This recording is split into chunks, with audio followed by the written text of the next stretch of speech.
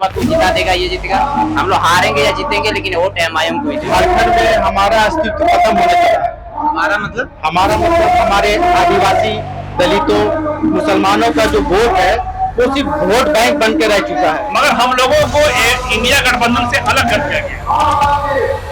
ये सबसे बड़ी गलती है इंडिया गठबंधन वालों की। अगर आपके चैनल से मेरी आवाज पहुंच रही है इंडिया गठबंधन वालों का मामला है, झारखंड में है, और हमको लगता है कि ये हेमंत सोरेन का सरकार में सबसे अधिक है। बस 1000 बार भी हारेंगे, लेकिन वोट एमआईएम को ही देंगे। जिस दिन निकल गया एक एक करके हिसाब लेंगे।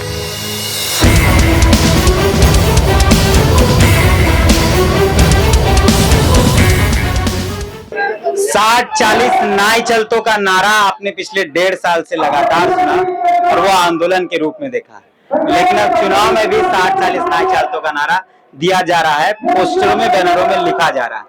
ये डुमरी का केबी हाई स्कूल मैदान है। यहाँ AIMIM के राष्ट्रीय अध्यक्ष नेता असीउद्दीन ओवैसी साहब का कार्यक्रम है। आप मेरे पीछे जो मंच देख रहे हैं, यहाँ वो सजा है, वो वहाँ पहुंचेंगे और अपने लोगों को संबोधित करेंगे, जिनके कार्यक्रम का जो जनता है। लेकिन सबसे मजेदार यहाँ यह है कि 60-40 नेतृत्व का बैनर यहाँ चमक रहा है, बड़े बड़े अक्षरों में लिखा हुआ है। हम यहाँ मौजूद है, जो लोग यहाँ आए हैं उनसे बात करते हैं, उनसे समझते हैं कि आखिर डुमरी के नब्ज में मुसलमानों के प्रति क्या है और मुसलमानों के नब्ज में डुमरी के प्रति क्या है, बात करते हैं। क्या नाम हुआ दादा? वॉलेंटियर हैं आप? जी, वॉलेंटियर भी हैं और पार्टी के कार्यकर्ता भी हैं। तो क्या आप लोग किन किन मांगों के साथ या किन किन मुख्य बिंदुओं के साथ आप जनता के बीच? सबसे पहली बात है कि झारखंड में हमारा अस्तित्व खत्म होने लगा है। हमारा मतलब हमारे आदिवासी, दलितों, मुसलमानों का जो वोट है वो सिर्फ वोट बैंक बन के रह चुका है। उसका फायदा जनता तक और जनता के गरीबों तक नहीं पहुंच पा रहा। सबसे बड़ी समस्या है। और हमारी ये पार्टी तो दलितों, आदिवासियों, मुसलमानों की पार्टी ही तो सत्ता में है। जेएमएम आदिवासियों की हितैषी, कांग्रेस कहती है हम दलित, आदिवासी, मुसलमानों की हितैषी, राजद भी वही बात करती है। तो फिर आपको ऐसे क्यों? देखिए, असल इंसाफ नहीं हो पाता। आज देख लीजिए मॉब लिंचिंग का मामला है, और ये जो खतियान का जो मामला है ये भी एक ढकोसला है। जो 60-40 का जो मामला है ये नहीं चलना चाहिए। बाहरी लोगों को इसका फायदा होता है, जो असल झारखंडी है। हम सब झारखंडी हैं, तो असल झारखंडी का फायदा होना चाहिए, चाहे वो यहाँ का आदिवासी हो, दलित हो, मुसलमान हो, अल्पसंख्यक हो। तो ओवैसी साहब के आने से क्या फर्क पड़ेगा डुमरी में? देखिए, ओवैसी साहब हमारे बैरिस्टर हैं, अध्यक्ष हैं पूरे भारत के पार्टी के, मगर उनके आने से ये होता है कि वो दलितों, आदिवासियों और मुसलमानों का हक और हुकूक की बात करते हैं, सबको समानता की बात करते हैं। ठीक है, लेकिन उसका चुनाव में कोई असर पड़ेगा? जैसे पिछले बार 24,000 समथिंग वोट, इस बार क्या वो ग्राफ बढ़ेगा या घटेगा? देखिए, चुनाव में इसका असर बहुत अच्छा पड़ेगा और उम्मीद है कि हम जीत भी सकते हैं। ये पूरी उम्मीद है, क्योंकि जनता ने इन दोनों सबको देखा है और वो ठगा महसूस कर रहे हैं। आज डुमरी की जनता हो या झारखंड की जनता, वो ठगा महसूस कर रहे हैं कि आखिर तीसरा विकल्प जो है, जैसे आज हमारे सुनील सिंह बेसरा साहब ने इसका समर्थन किया है और उन्होंने कहा कि हम सब मिल करके तीसरा विकल्प जो है 2024 में वो प्रेजेंट करेंगे। और लोग हैं, एक दादा है जो पिछले बार प्रभारी थे डुमरी विधानसभा के, वो भी यहाँ मौजूद है AIMIM पार्टी से। और ये जब प्रभारी थे तो पार्टी ने डुमरी में लगभग 24,000 वोट लाया था, जो एक रिकॉर्ड वोट था। आप जो प्रभारी थे दादा, 24,000 वोट आपकी पार्टी ने लाया था और उसकी चर्चा रही हमेशा। क्या लगता है कि इस बार बढ़ेगा, घटेगा? ओवैसी साहब के आने से चुनाव में कितना फर्क पड़ेगा? देखिए, हमारी पार्टी की पूरी कोशिश है कि हमारा वोट प्रतिशत इस बार बढ़े। कोई भी चुनाव इसलिए नहीं लड़ता है कि वोट प्रतिशत घटे, मगर एक पिछले बार जैसा माहौल इस बार नहीं है, क्योंकि लोग, झारखंड के लोग थोड़े इमोशनल टाइप के होते हैं, समझे? इनका ये है कि सहानुभूति एक माहौल होता है हर जगह, कहीं भी। इससे पहले हफीजुल हसन साहब वाले में भी हुआ था यहाँ, तो माहौल कुछ अलग है। जनता का मिजाज समझ में नहीं आ रहा है। वैसे ओवैसी साहब के आने के बाद हो सकता है कुछ माहौल बदले। वैसे कहीं ना कहीं इंडिया गठबंधन वालों को भी बहुत मिस्टेक है। देखिए, आप एक सेकुलर गठबंधन बना रहे, सेकुलर गठबंधन में हम लोगों को नहीं लिया गया। मेरा ये पार्टी का व्यू नहीं है, मैंने पर्सनल इस बार ये मशवरा दिया था कि इस बार चूंकि ये बाई इलेक्शन है, उपचुनाव है, तो उपचुनाव में हम लोग अपना उम्मीदवार नहीं देंगे। मैंने ये राय दिया था, साकी साहब से मेरी बात हुई, मैंने कहा कि हम लोग, मेरा ये राय है कि उम्मीदवार ना दिया जाए। इससे क्या होगा कि पार्टी एक नेगेटिव मैसेज आएगा, क्योंकि लोग हमको बदनाम करते हैं कि ये बीजेपी के बी टीम है, सपोर्ट करने के लिए आती है। कि इस बार भी इनका पुराना टेप बज रहा है, तो यह है कि एक जवाब भी हमको देने के लिए बनता। देखिए, हम ऐसा नहीं है, प्योर सेकुलर है और हम किसी भी तरह से जो कट्टरवादी है उसके हम समर्थन में नहीं है। मगर हुआ क्या कि ये जो सेक्युलर लोग हैं ना, यही हमको धकेलते हैं पीछे कि आप कट्टर बनिए। जैसे कि किसी निर्दोष बच्चे को पुलिस झूठा कैसे फंसा देती है, अब उसके पास रास्ता नहीं रहता बेचारा, क्योंकि स्कूल से उसको निकाल दिया जाता है।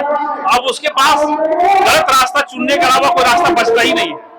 उसी तरह से हम लोगों को जो है बिना गलती का स्कूल से रेस्ट्रिकेट कर दिया जा रहा है कि भाई आपको जो सेकुलर स्कूल से MIM का नाम काट दो, तो जबरदस्ती हमको झूठा कैसे फंसा दीजिएगा, MIM का नाम काट दीजिएगा जो सेकुलर स्कूल से, तो हम लोग क्या करें?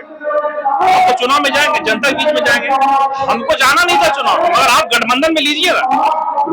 आप गठबंधन में लेते नहीं है। अच्छा, इस बार तो अभी उतना फर्क नहीं पड़ेगा, अगला जो चुनाव होने वाला है 1 साल के बाद, अभी इनका वोट और बिखरेगा। जयराम मातो भी आ रहे हैं, समझेंगे? अब वो किधर जाएंगे?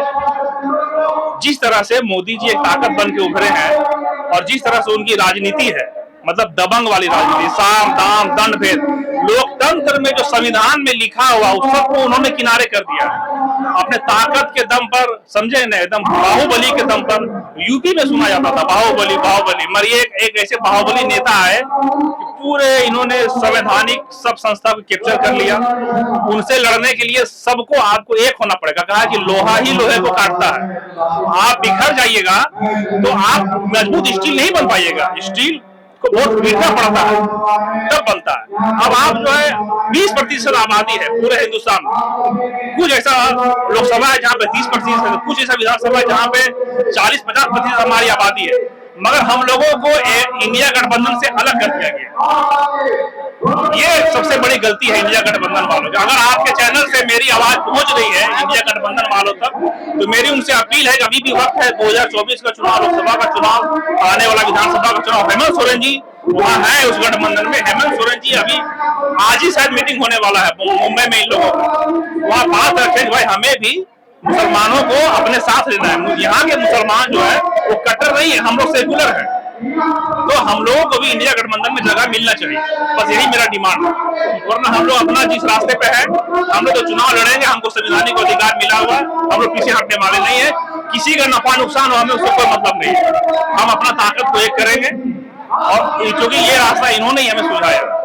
और लोग हैं, आम जनता बात कर, क्या नाम हुआ भैया? नहीं बोलेंगे क्या नाम? इरशाद अंसारी। कहाँ से? डुमरी से जी। ओबीसी साहब को सुनने आए, क्या असर पड़ेगा ओबीसी साहब का? बस 1000 बार भी हारेंगे लेकिन वोट MIM को ही देंगे। जिस दिन निकल गया एक एक करके हिसाब लेंगे, बस यही सोच के आए। क्या नाम है चाचा? महबूब अंसारी। डुमरी से? जी, डुमरी से। तो क्या असर पड़ेगा ओबीसी साहब क्या नहीं? असर तो अभी कहा नहीं जा सकता है, लेकिन यहाँ टक्कर तो देखते हैं कि आंसू और जेल में है। आप सुनने आए हैं या ओबीसी साहब को समझने आए? दिन ऐसे जो अकबर ऐसे वो सबके दिलों में राज करने वाले हैं, सबका अच्छा मोहब्बत करते हैं उनसे। और आगे बाद झारखंड में उनका अभी सीट तो नहीं आया है, आगे कोशिश आदमी लगा हुआ है। जब मोबिलिंसी पे असुद्दीन अवैसी, सब मुस्लिम दलित पर असुद्दीन अवैसी, हर चीज पे असुद्दीन अवैसी बोलेगा तो JMM को वोट क्या देंगे? अभी फिलहाल जो अभी मोबिलिंसी हुआ हेमंत सोरेन ने उसके लिए क्या किया? इसलिए हम लोग चाहे कुछ भी हो जाएगा, ये तो परंपरा चला रहा है कि भाजपा को जिता देगा, ये जीतेगा। हम लोग हारेंगे या जीतेंगे लेकिन वोट MIM को ही देंगे।